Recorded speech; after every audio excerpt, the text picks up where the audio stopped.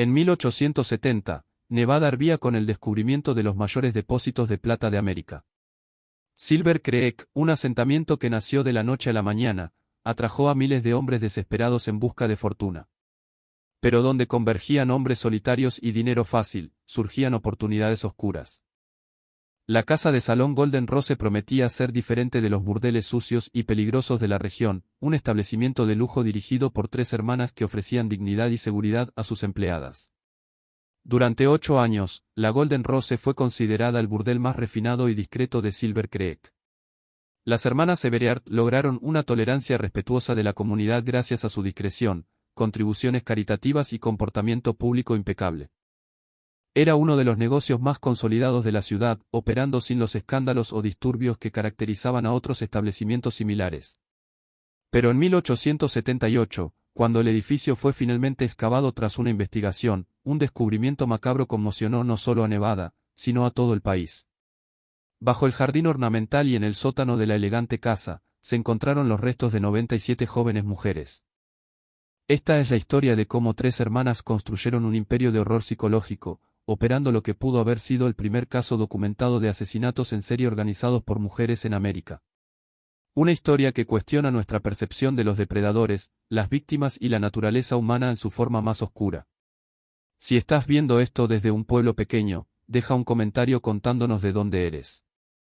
Historias como esta podrían haber sucedido más cerca de ti de lo que imaginas. Y si esta narrativa te intriga, suscríbete al canal porque profundizaremos en los detalles más perturbadores de este caso. Silver Creek nació, como muchos otros pueblos de la fiebre de la plata, en una explosión de carpas y chozas que rápidamente se transformaron en una comunidad próspera. Para 1870, la población había crecido de 0 a casi 1000 habitantes en solo 2 años. La mayoría eran hombres, mineros, comerciantes, aventureros y oportunistas de todos los rincones de América, buscando la fortuna de plata que yacía en las montañas de Nevada. Entre los recién llegados estaban tres hermanas que se presentaron como Greta, Wilhelmina y Margot Everard. Según ellas, provenían de una respetable familia de Boston que lo había perdido todo en la guerra civil. Greta, la mayor, de 35 años, tenía una presencia imponente, alta, con cabello oscuro siempre recogido en un moño impecable y ojos penetrantes que parecían evaluar a cada persona con la que hablaba. Wilhelmina, de 32 años, era lo opuesto, pequeña, delicada, con una sonrisa dulce y una voz suave que calmaba a cualquiera. Margot, la menor, de 29 años, a menudo permanecía en silencio, observando todo con una intensidad que algunos encontraban perturbadora. Las hermanas llegaron con recursos considerables y compraron inmediatamente un terreno en la parte más alta de Silver Creek, un área con vista a toda la ciudad. Allí construyeron lo que se conocería como la Casa de Salón Golden Rose, un edificio de 2 pisos con arquitectura victoriana refinada, jardines ornamentales y muebles importados del este. El establecimiento destacaba dramáticamente de los burdeles rústicos y las tabernas sucias que dominaban la ciudad. Lo que hacía a la Golden Rose verdaderamente única era la filosofía de las hermanas Everard. No contrataban mujeres locales ni prostitutas experimentadas. En cambio, colocaban anuncios en periódicos de ciudades lejanas, ofreciendo trabajo digno como damas de compañía para hombres refinados. Los anuncios prometían salarios generosos, alojamiento cómodo, protección contra la violencia y la oportunidad de ahorrar dinero para un futuro mejor. Aunque la naturaleza del establecimiento era conocida por todos, Greta Everard logró una posición única en la comunidad. Asistía a la iglesia metodista todos los domingos, contribuía generosamente a obras de caridad y organizaba eventos sociales para las familias más prominentes de Silver Creek.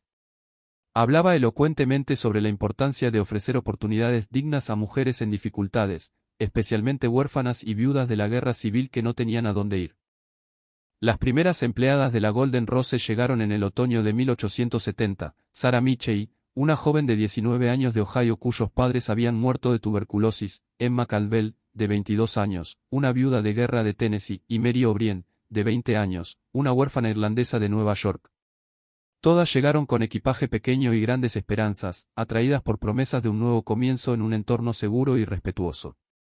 El primer mes parecía confirmar todas las promesas. Las jóvenes estaban bien vestidas, bien alimentadas y parecían satisfechas con sus condiciones. Vivían en el segundo piso de la Golden Rose, en habitaciones decoradas individualmente con buen gusto. Durante el día, ayudaban a mantener la casa y recibían lecciones de etiqueta impartidas por Wilhelmina. Por la noche, acompañaban a clientes, empresarios, dueños de minas y comerciantes prósperos que pagaban altos precios por la sofisticación del establecimiento.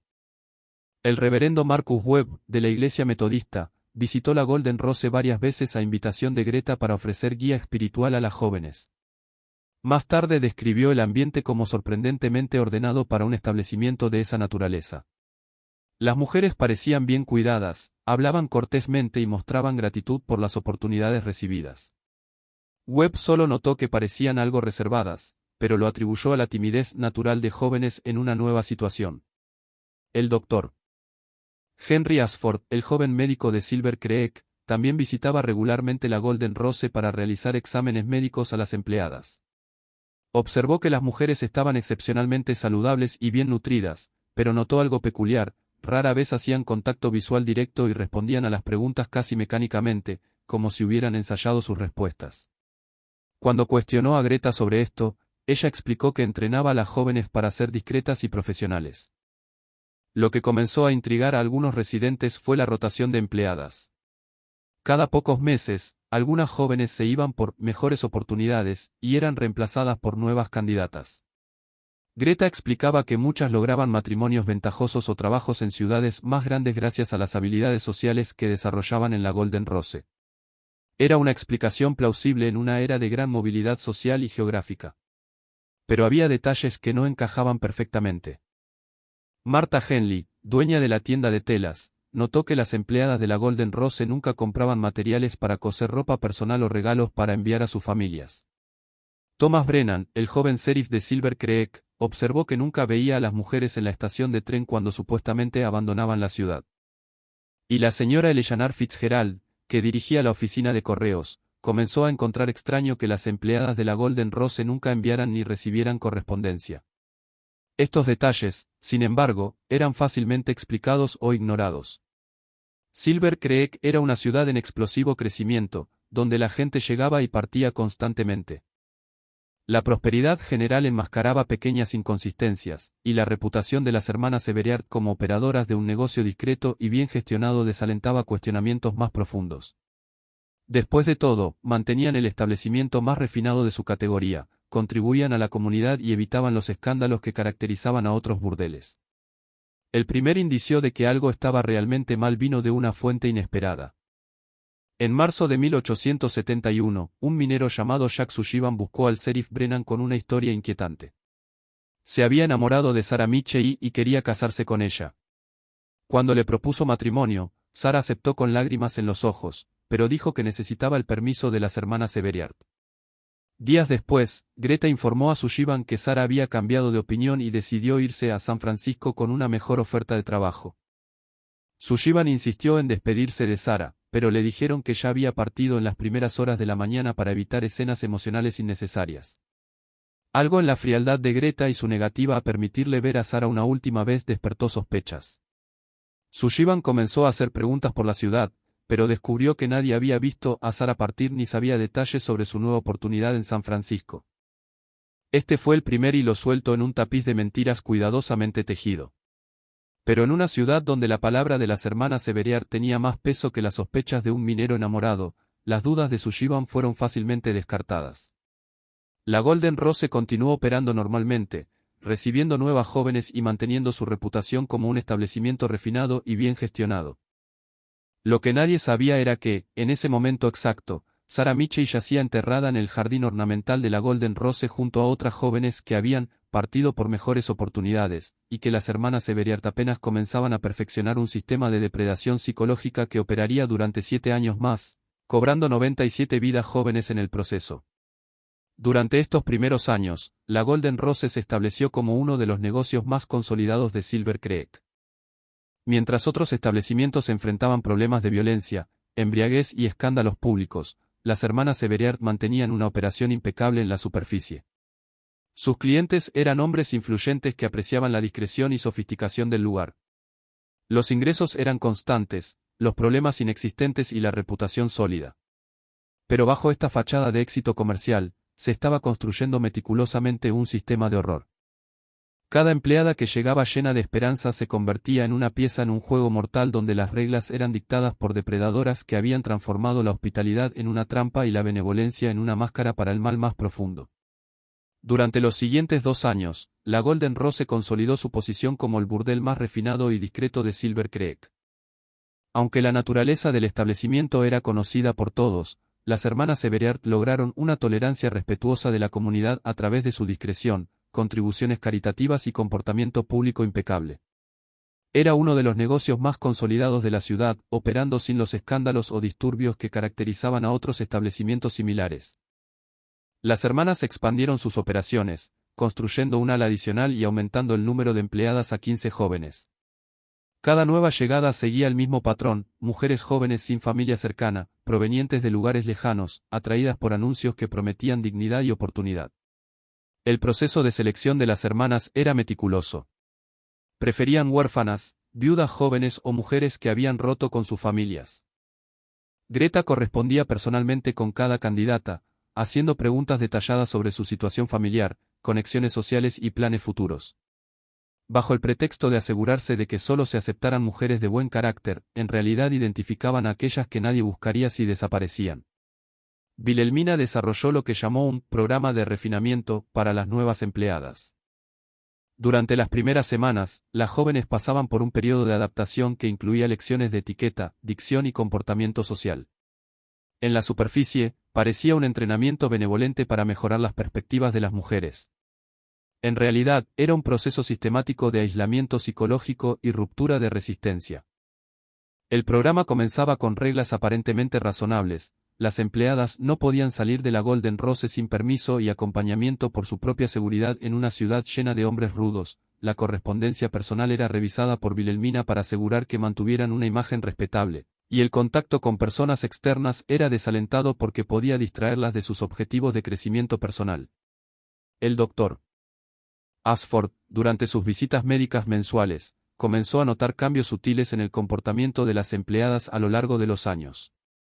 El joven médico, que había llegado a Silver Creek en 1870, ahora tenía más experiencia y observaba con ojos más críticos.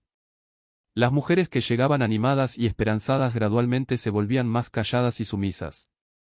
Cuando comentó esto a Greta, ella explicó que era natural: las jóvenes estaban madurando y aprendiendo a comportarse como damas refinadas. Ashford aceptó la explicación, pero anotó en su diario personal que las mujeres parecían extrañamente uniformes en sus manierismos. El verdadero genio del sistema de las hermanas Everard radicaba en su gradualidad. No rompían la resistencia de sus víctimas de una sola vez, sino a través de un proceso lento y casi imperceptible de erosión psicológica. Las pequeñas libertades se eliminaban una a una. Los privilegios se otorgaban y luego se retiraban por infracciones menores. Las jóvenes eran constantemente evaluadas y comparadas entre sí, creando un ambiente de competencia e inseguridad. Margot, la hermana menor, demostró ser particularmente hábil en aplicar castigos psicológicos.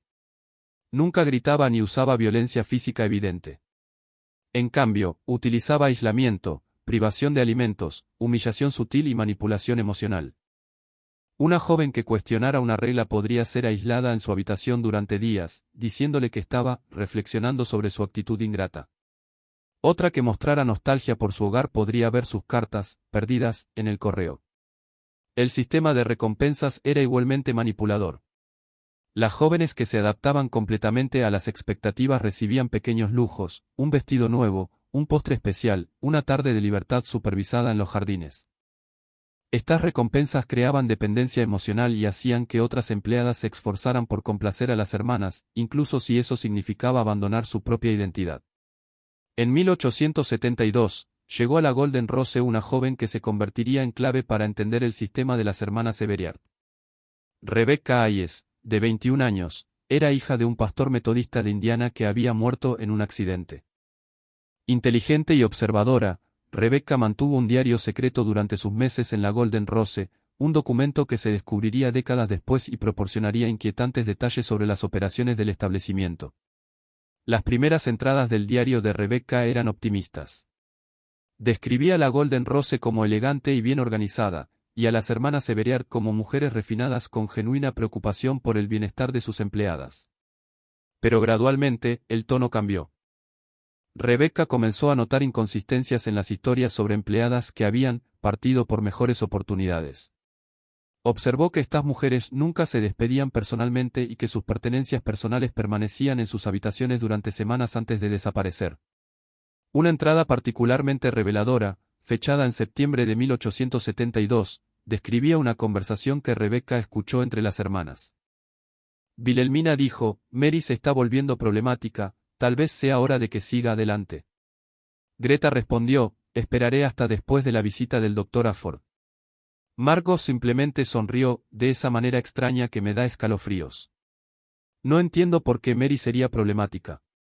Siempre parecía una de las más obedientes. Rebecca también documentó el sistema de vigilancia constante en la Golden Rose. Las hermanas siempre sabían dónde estaba cada empleada y con quién hablaba.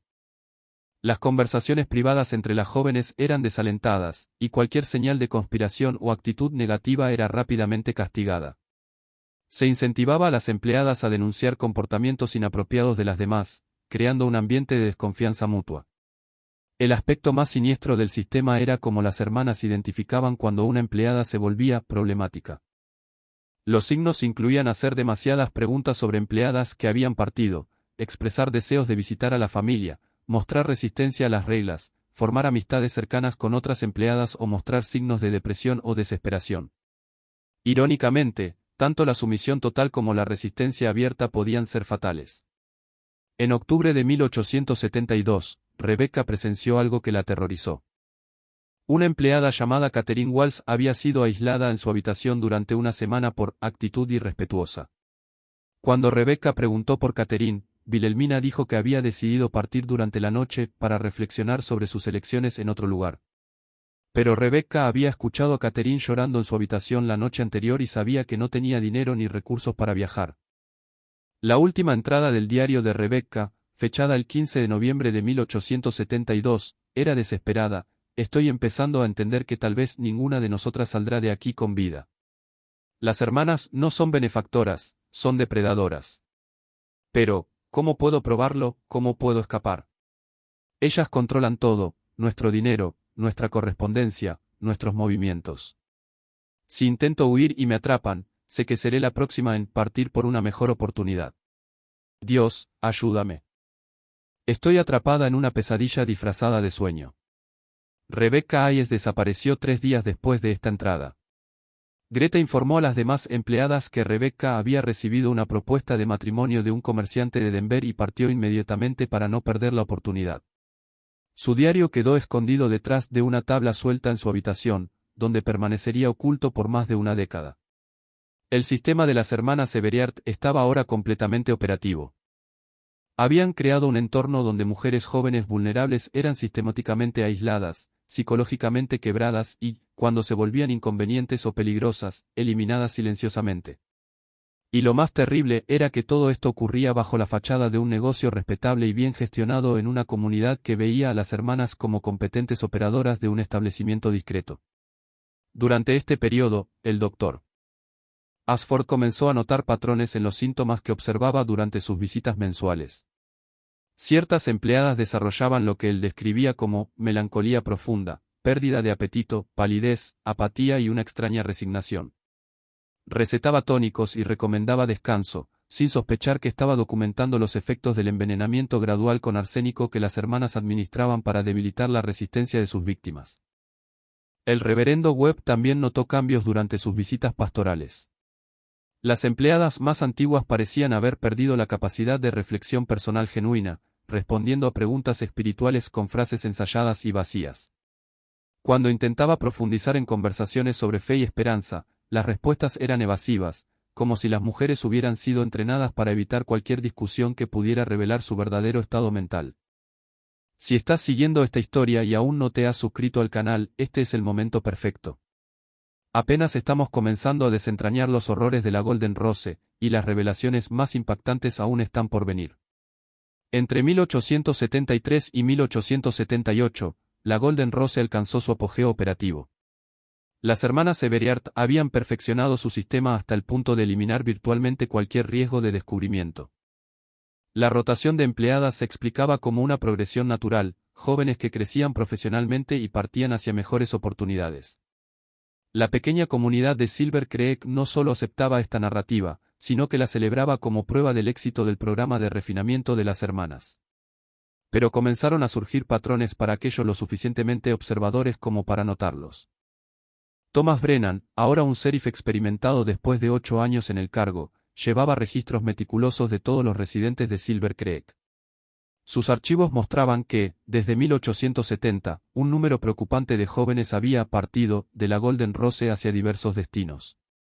Los registros iniciales de Brennan documentaban 23 salidas hasta 1875, pero sospechaba que el número real era mayor, ya que algunas empleadas podrían haber llegado y partido sin registro oficial.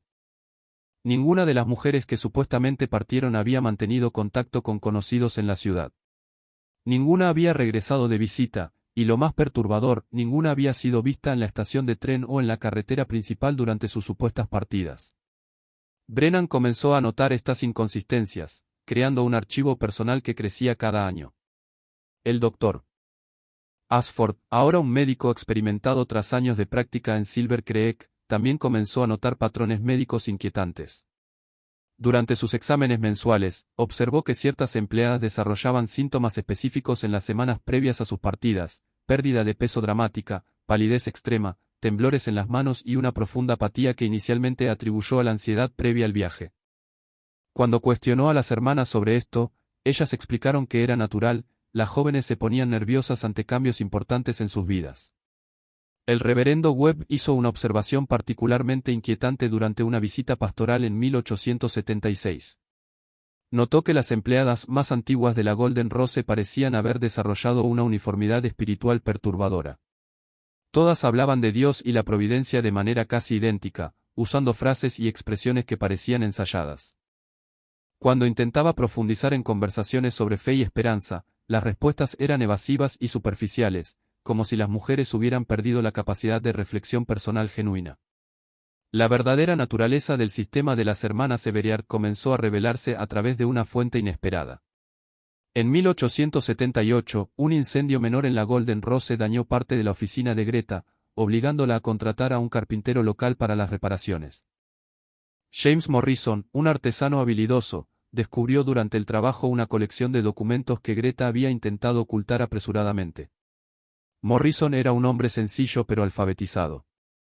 Los documentos que encontró lo dejaron profundamente perturbado. Eran archivos detallados sobre cada empleada que había pasado por la Golden Rose, conteniendo información mucho más allá de lo necesario para un establecimiento comercial normal. Cada archivo incluía evaluaciones psicológicas detalladas, historial familiar completo, vulnerabilidades emocionales identificadas y, lo más siniestro, notas sobre niveles de resistencia y potencial de problemas.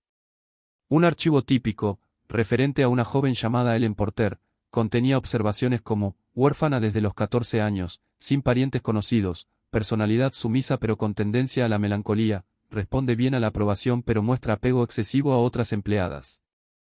Riesgo medio, vigilar interacciones sociales. El archivo terminaba con una nota en tinta roja: resuelto.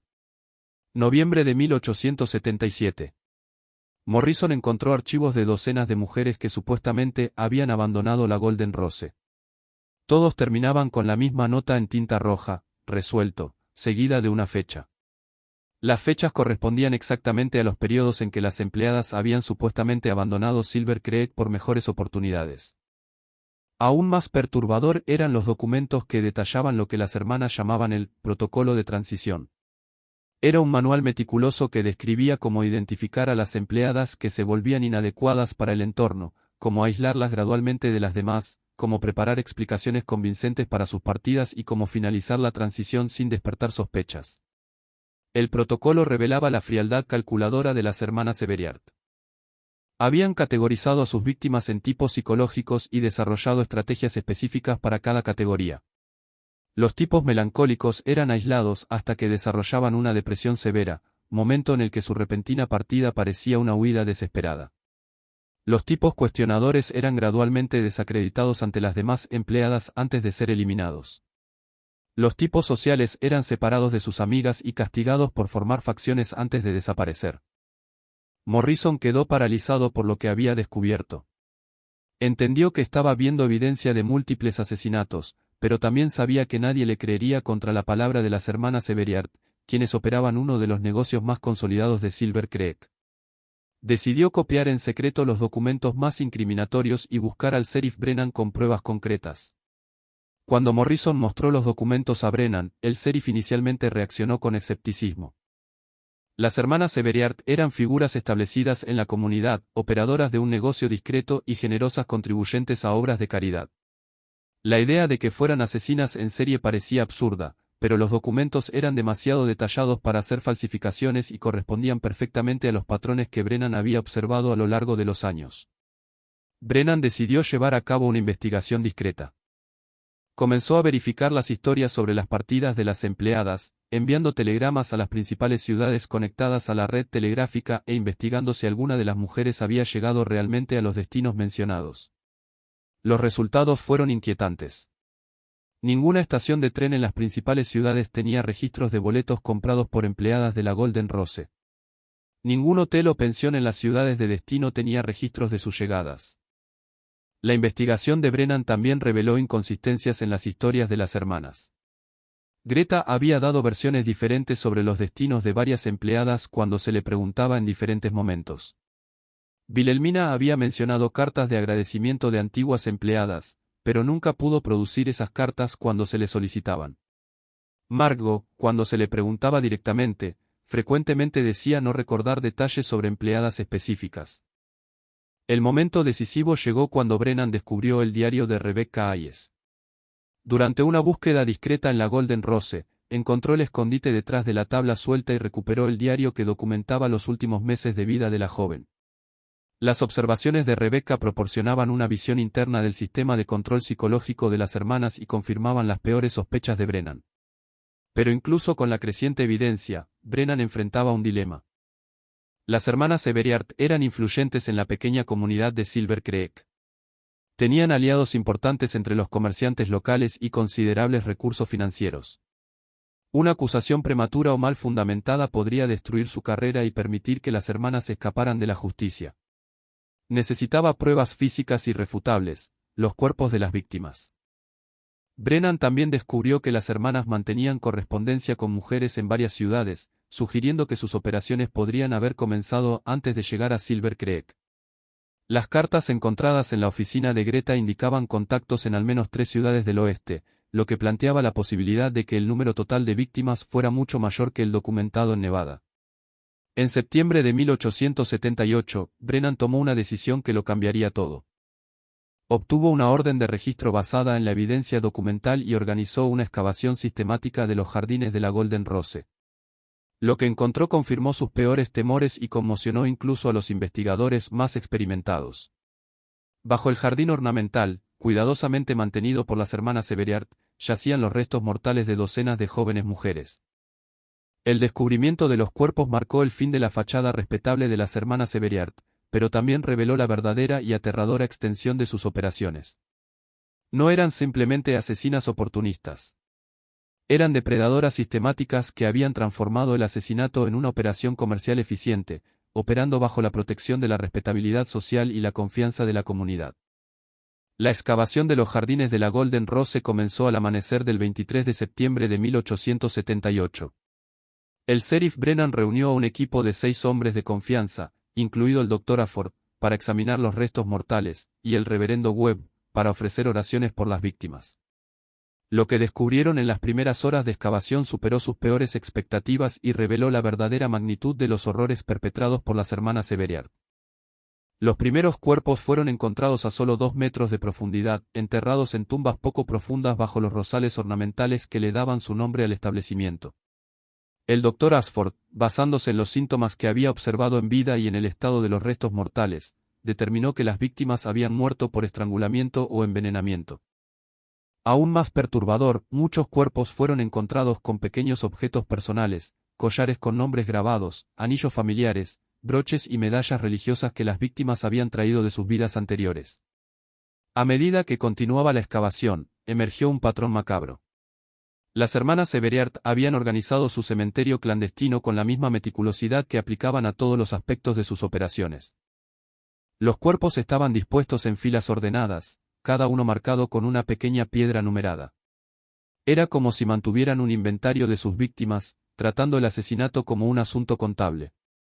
En el sótano de la Golden Rose, los investigadores hicieron descubrimientos aún más inquietantes.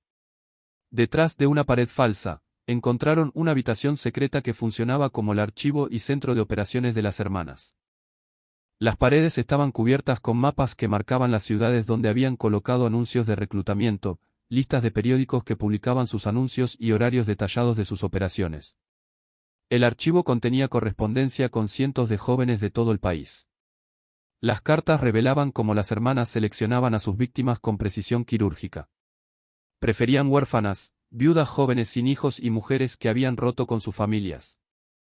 Cada carta era cuidadosamente analizada para identificar vulnerabilidades emocionales y aislamiento social. Las mujeres con familias cercanas o fuertes conexiones sociales eran rechazadas cortésmente. Aún más impactante fue el descubrimiento de que las hermanas Everard mantenían registros financieros detallados de sus operaciones. No solo obtenían ganancias de los servicios de las empleadas, sino también de sus pertenencias personales, que eran vendidas discretamente en ciudades lejanas. Joyas, ropa fina y otros objetos valiosos eran catalogados y vendidos a través de una red de contactos que las hermanas habían desarrollado a lo largo de los años. El Dr. Ashford hizo un descubrimiento médico que reveló otro aspecto siniestro de las operaciones. Basándose en los síntomas que había observado durante años de visitas médicas, concluyó que muchas víctimas habían sido envenenadas gradualmente con arsénico, una sustancia que las hermanas administraban en pequeñas dosis para debilitar la resistencia física y mental de las empleadas. Esto explicaba los síntomas de depresión y apatía que había observado en las semanas previas a las partidas de las jóvenes. El reverendo Webb encontró algo que lo perturbó profundamente como hombre de fe. Entre los documentos había un diario mantenido por Wilhelmina que detallaba sus técnicas de manipulación psicológica. Había estudiado psicología y religión específicamente para desarrollar métodos más efectivos de control mental. El diario contenía observaciones como: la culpa religiosa es particularmente efectiva con huérfanas católicas, y el aislamiento seguido de falsa compasión quiebra la resistencia más rápido que el castigo directo. Los investigadores también descubrieron que las hermanas habían desarrollado identidades falsas y rutas de escape en caso de que fueran descubiertas. Mantenían documentos falsificados, dinero escondido y contactos en otras ciudades que podían ayudarlas a desaparecer. El plan era meticuloso y sugería que siempre supieron que sus operaciones eventualmente serían descubiertas. Pero el descubrimiento más perturbador fue lo que las hermanas llamaban el archivo de desarrollo. Era una colección de fotografías y dibujos que documentaban el deterioro físico y mental de sus víctimas. Con el tiempo, las hermanas habían registrado sistemáticamente cómo el aislamiento, la manipulación y el envenenamiento gradual transformaban a mujeres jóvenes vibrantes en sombras apáticas de sí mismas. Las fotografías mostraban la misma terrible progresión en docenas de víctimas, imágenes iniciales mostraban a mujeres jóvenes sonriendo, llenas de esperanza, las imágenes posteriores revelaban pérdida de peso gradual, miradas vacías y posturas sumisas. Las imágenes finales de cada serie mostraban a mujeres que parecían haber perdido completamente la voluntad de vivir, exactamente el estado que las hermanas deseaban antes de finalizar la transición.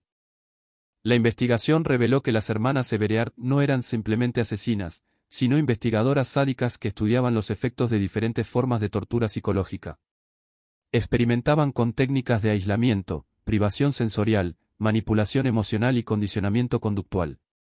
Cada víctima era un experimento, cada muerte una conclusión de investigación. Entre los documentos más impactantes estaba la correspondencia que revelaba que las hermanas habían operado esquemas similares en al menos 3 ciudades antes de llegar a Silver Creek. Cartas de asociados en Colorado, California y Oregón sugerían una red de operaciones que pudo haber resultado en cientos de muertes durante una década. Cuando la noticia del descubrimiento se extendió por la pequeña Silver Creek, la reacción de la comunidad fue de conmoción y negación. Muchos residentes se negaban a creer que las operadoras del establecimiento mejor gestionado de la ciudad fueran capaces de tales horrores. Algunos sugerían que los cuerpos pertenecían a prostitutas que habían muerto por enfermedades o accidentes. Otros afirmaban que la evidencia había sido plantada por enemigos de las hermanas, pero la evidencia era irrefutable. Registros detallados, cuerpos numerados, objetos personales de las víctimas, todo confirmaba que las hermanas Severiard habían operado un sistema de asesinatos en serie durante 8 años, eliminando a cualquier empleada que se volviera inconveniente o peligrosa para sus operaciones. El conteo final fue devastador: 97 cuerpos fueron encontrados en los jardines y el sótano de la Golden Rose. 97 mujeres jóvenes que habían llegado a Silver Creek buscando una vida mejor y encontraron solo la muerte a manos de depredadoras disfrazadas de benefactoras. Fue uno de los casos de asesinatos en serie más extensos jamás documentados en América, perpetrado por mujeres que la sociedad consideraba incapaces de tal violencia. El Dr. Ashford, al examinar los restos mortales, descubrió evidencia de que algunas víctimas habían intentado resistir o escapar. Huesos rotos indicaban violencia física cuando el control psicológico fallaba. Marcas en las muñecas sugerían que algunas mujeres habían sido atadas.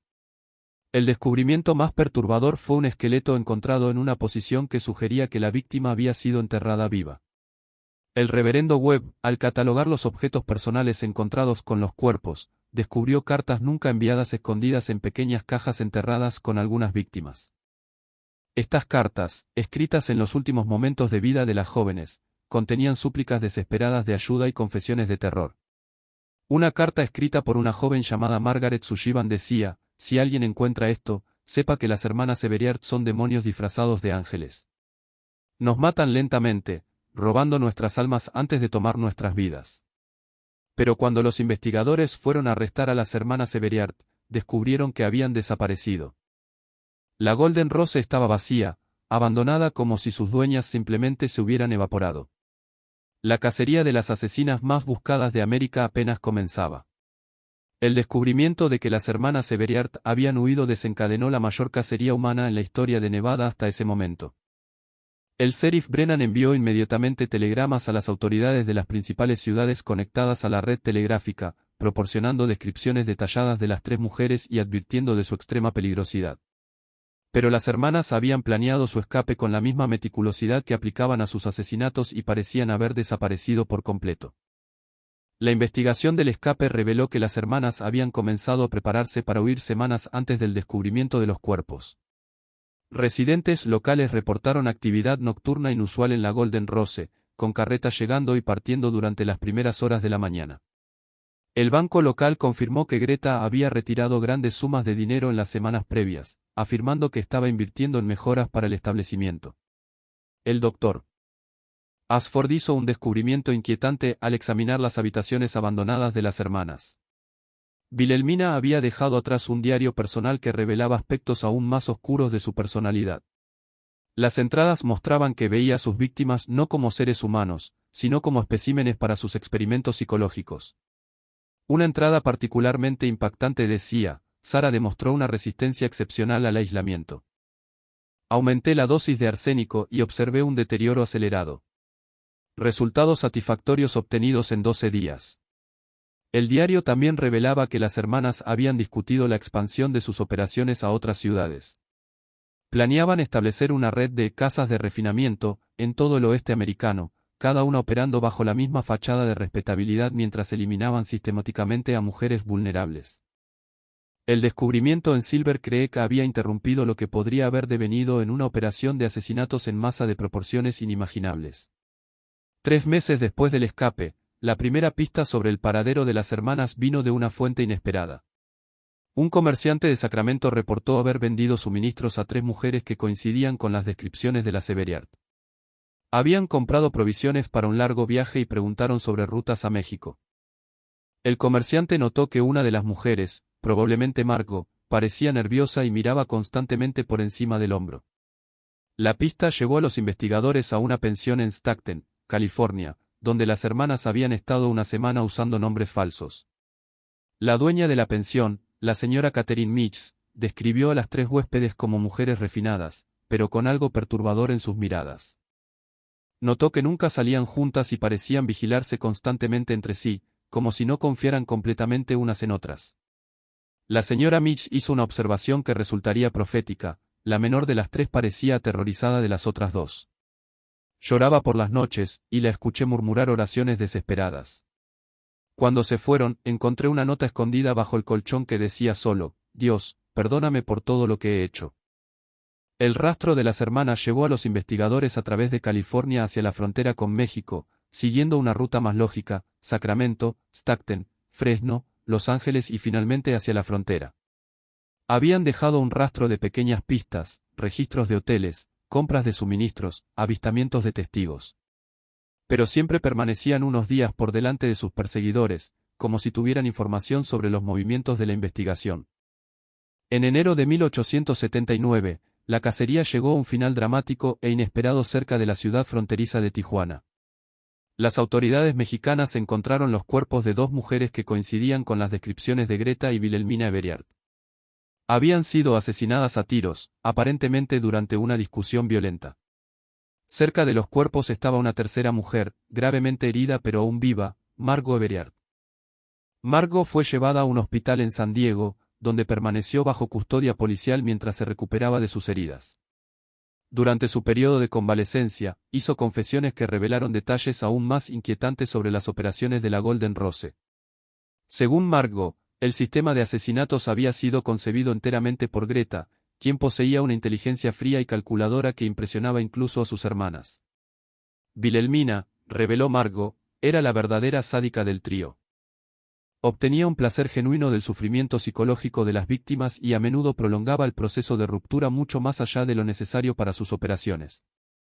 Margot afirmó que ella misma había sido coaccionada para participar en los asesinatos mediante chantaje y amenazas de sus hermanas mayores. Las confesiones de Margot revelaron que las hermanas habían comenzado sus actividades criminales mucho antes de llegar a Silver Creek. Habían operado esquemas similares, aunque a menor escala, en al menos 3 ciudades más. El número total de víctimas podría ser mucho mayor que las 97 encontradas en Nevada. Margot también reveló el motivo de la discusión fatal que resultó en la muerte de sus hermanas. Greta y Wilhelmina planeaban continuar sus operaciones en México, estableciendo una nueva casa de refinamiento en una ciudad donde las autoridades pudieran ser fácilmente corrompidas. Margot, atormentada por la culpa y el miedo, había amenazado con entregarse a las autoridades estadounidenses.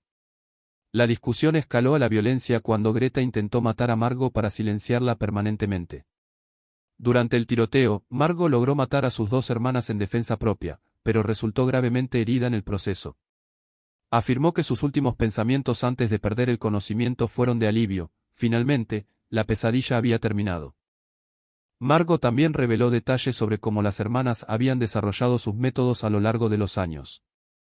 Habían comenzado con solo 1 o 2 asesinatos por año en sus operaciones anteriores, pero gradualmente aumentaron la escala a medida que perfeccionaban sus técnicas.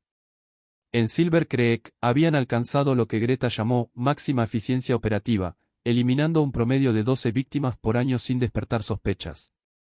El juicio de Margot Eberiart en 1879 fue uno de los más sensacionales en la historia de California. Debido a que los crímenes habían ocurrido en Nevada, fue extraditada para enfrentar la justicia en el estado donde ocurrieron los asesinatos. El juicio en Carson City atrajo la atención nacional, con periodistas de todo el país cubriendo el caso de la hermana asesina arrepentida. Margot fue acusada de complicidad en 97 asesinatos, pero su defensa argumentó que había sido coaccionada y manipulada por sus hermanas mayores. Los testigos describieron a Margot como la más reacia del trío, a menudo vista llorando después de los asesinatos. Su abogado presentó evidencia de que había intentado salvar a algunas víctimas, advirtiéndoles discretamente del peligro, aunque sin éxito. Durante el juicio, Margot proporcionó detalles horripilantes sobre los métodos de las hermanas. Describió cómo Greta había desarrollado un sistema de puntuación para evaluar el riesgo que representaba cada empleada. Las mujeres que hacían demasiadas preguntas, mostraban signos de resistencia o formaban lazos emocionales fuertes con otras empleadas recibían puntuaciones altas y eran marcadas para la eliminación. Wilhelmina, según Margot, había creado lo que llamó el protocolo de despedida, un proceso de 3 semanas que preparaba psicológicamente a las víctimas para la muerte. El protocolo incluía aislamiento gradual, reducción de alimentación, administración de arsénico en dosis crecientes y manipulación emocional para inducir desesperación. El objetivo era hacer que las víctimas perdieran completamente la voluntad de vivir antes de ser asesinadas. El aspecto más perturbador revelado durante el juicio fue que las hermanas mantenían registros detallados no solo de sus víctimas, sino también de sus técnicas de asesinato. Experimentaban con diferentes métodos: estrangulamiento, envenenamiento, ahogamiento en bañeras, y documentaban cuál era más eficiente y menos probable de dejar evidencia. Margot también reveló que las hermanas habían desarrollado una red de contactos en varias ciudades que las ayudaban a deshacerse de evidencia y establecer coartadas. Algunos de estos contactos eran otros criminales, pero otros eran ciudadanos respetables que habían sido chantajeados o corrompidos. El descubrimiento de esta red llevó a varios arrestos adicionales en 3 estados. El jurado, tras deliberar durante 3 días, llegó a un veredicto complejo. Margot fue encontrada culpable de complicidad en asesinato, pero recibió una sentencia relativamente ligera de 25 años de prisión debido a circunstancias atenuantes y su cooperación con las autoridades. El juez declaró que, aunque era culpable de participar en los crímenes, había evidencia suficiente de que también era, en cierto sentido, una víctima de sus hermanas mayores. Margot cumplió 18 años antes de ser liberada por buen comportamiento en 1897. Durante su encarcelamiento, se convirtió en una cristiana devota y trabajó como enfermera en la enfermería de la prisión. Los guardias y otros prisioneros la describieron como una mujer genuinamente arrepentida que dedicaba cada día a la penitencia por sus crímenes. Tras su liberación, Margot Everard desapareció completamente de la vida pública. Los registros oficiales indican que cambió legalmente su nombre a Margaret Evans y se mudó a un pequeño pueblo rural en Oregón. Los rumores sugerían que se había convertido en monja en un convento remoto, dedicando el resto de su vida a cuidar de huérfanos y mujeres en dificultades. Otros relatos afirmaban que se había establecido como maestra en una escuela rural, donde era conocida por su especial bondad hacia los niños que habían perdido a sus padres. Independientemente de qué versión fuera cierta, todos los relatos coincidían en que vivió como una reclusa, atormentada por la culpa hasta su muerte natural en 1923. La Golden Rose fue demolida en 1885, 7 años después del descubrimiento de los cuerpos. Silver Creek nunca se recuperó completamente del escándalo. La población disminuyó drásticamente a medida que las familias se mudaban, avergonzadas por haber sido engañadas por las hermanas Everard. Muchos negocios cerraron, y la minería de plata misma entró en declive en la región. El sitio donde se encontraba el establecimiento permaneció vacío durante décadas, considerado maldito por los residentes locales. Varios intentos de construir nuevas estructuras en el terreno fracasaron debido a extraños accidentes y la negativa de los trabajadores a continuar con los proyectos. Eventualmente, el área fue transformada en un pequeño parque conmemorativo. Las 97 víctimas de las hermanas Everard fueron enterradas en un cementerio especial construido con donaciones de la comunidad y personas de todo el país conmocionadas por el caso. Cada tumba recibió una lápida con el nombre de la víctima y la inscripción, perdida, pero no olvidada. El cementerio se convirtió en un lugar de peregrinación para familias que habían perdido hijas en circunstancias misteriosas, muchas esperando encontrar respuestas que nunca llegarían. El caso de las hermanas Everard estableció precedentes importantes en la investigación criminal y la comprensión de los asesinos en serie. Fue uno de los primeros casos documentados de mujeres operando como depredadoras sistemáticas, desafiando las percepciones sociales sobre género y violencia. También demostró cómo la respetabilidad social y la posición en la comunidad podían usarse como disfraz para los crímenes más atroces. La investigación llevó a cambios significativos en las leyes sobre establecimientos de entretenimiento y la protección de mujeres vulnerables. Se implementaron nuevas regulaciones que requerían registros de empleados más detallados, inspecciones regulares por parte de las autoridades y sistemas de comunicación para que las mujeres pudieran mantener contacto con sus familias. El Dr. Ashford, profundamente afectado por su participación involuntaria en los crímenes, dedicó el resto de su carrera a estudiar el envenenamiento y desarrolló algunos de los primeros protocolos para detectar arsénico en pacientes vivos. Su trabajo salvó innumerables vidas y estableció las bases para la toxicología forense moderna. El reverendo Webb dejó la iglesia metodista de Silver Creek y se convirtió en un defensor de los derechos de las mujeres, viajando por el país para hablar sobre los peligros que enfrentaban las mujeres vulnerables y la necesidad de protección social. Estableció varios refugios para mujeres en dificultades, siempre con sistemas de supervisión rigurosos para evitar que depredadores se infiltraran.